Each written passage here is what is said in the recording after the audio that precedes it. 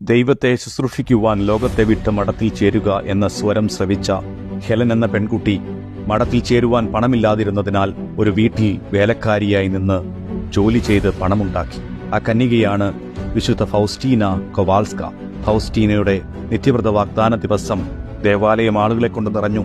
എല്ലാവരുടെയും വീട്ടിൽ നിന്ന് അനേക പേർ എത്തിയിരുന്നു. എന്നാൽ ഫൗസ്റ്റീനയുടെ വീട്ടിൽ നിന്ന് മാത്രം ആരും എത്തിച്ചേർന്നില്ല.